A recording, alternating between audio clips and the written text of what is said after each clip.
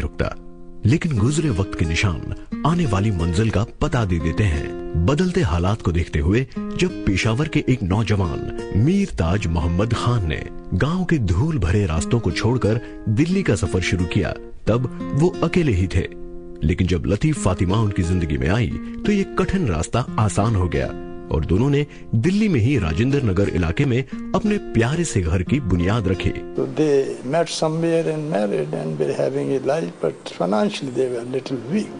इसे खुदा का करम कह लीजिए कि औलाद के रूप में उनकी जिंदगी खुशियों से भर गई। लेकिन इन्हें खुद भी पता नहीं था कि इनकी गोद में जो बच्चा है वो दुनिया का सबसे दमदार सितारा है, जो इनके नाम को सारे जहां में रोशन कर देगा। चांद तारे तोड़ लाओ, सारी दुनिया पर मैं छाऊं, बस इतना सा ख्वाब है। बात शुरू होती है 2 नवंबर 1965 से, जब लतीफ फातिमा खान ने दिल्ली के तलवार नर्सिंग होम में एक बच्चे को जन्म दिया। लेकिन किसे पता था कि इस बच्चे की किस्मत में खुदा ने दुनिया की बादशाहत लिखी है।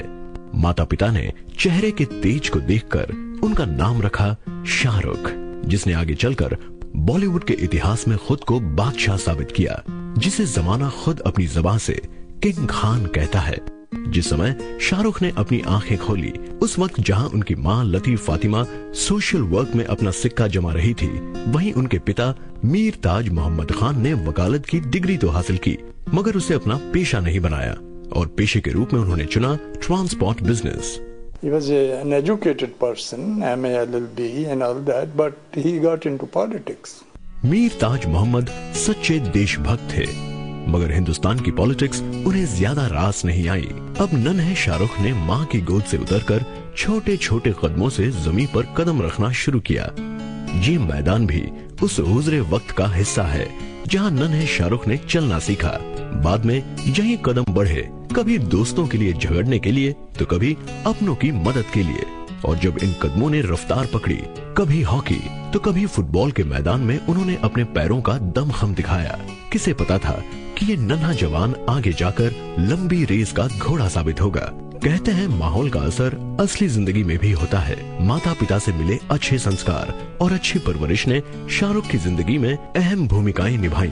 यही वजह है कि आज इतनी ऊंचाई पर पहुंचने के बाद भी घमंड की परछाई भी शाहरुख को छू न सकी। शाहरुख खान की मां ने उन्हें कभी किसी चीज से नहीं रोका, मगर साथ ही चीजों को सही रूप में नापने तोलने की शिक्षा देने से बिल्कुल नहीं चूकी।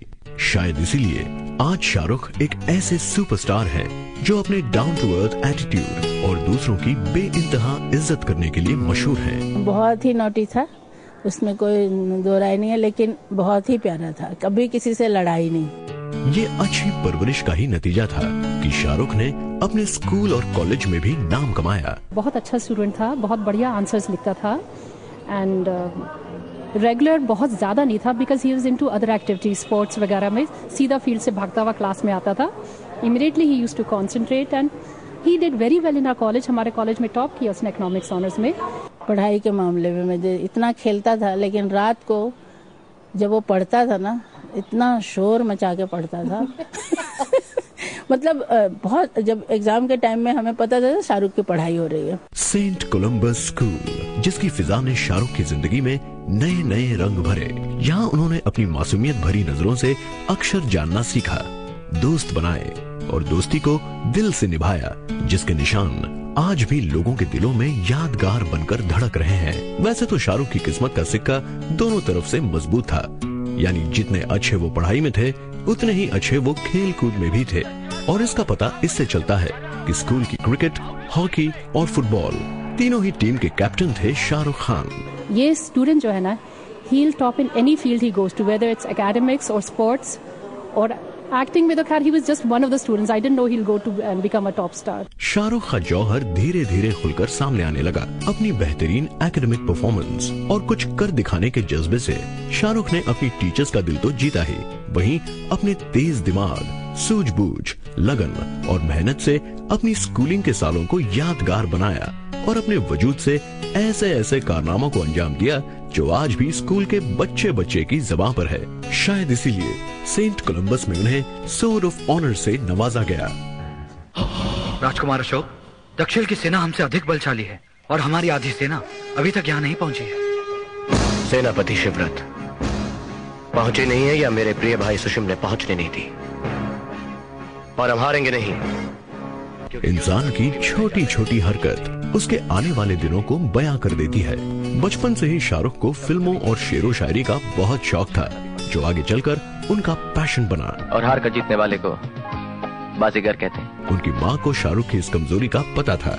यही वजह है कि उनकी माँ उन्हें अच्छे नंबर लाने के लिए प्रेरित करती फिल्मों का लालच देकर। देव आनंद की फिल्म जोशीला वो पहली फिल्म थी जिसे शाहरुख की माँ ने उन्हें अच्छे नंबर लाने की खुशी में दिखाई।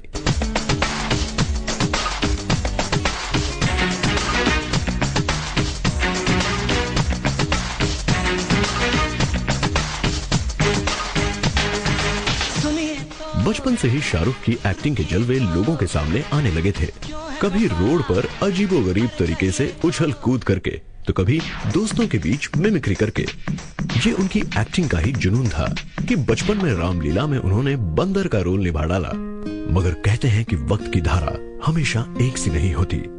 शाहरुख खान की जिंदगी में जहां खुशी के पल आए, तो वहीं गम ने भी अपनी जगह बना ली।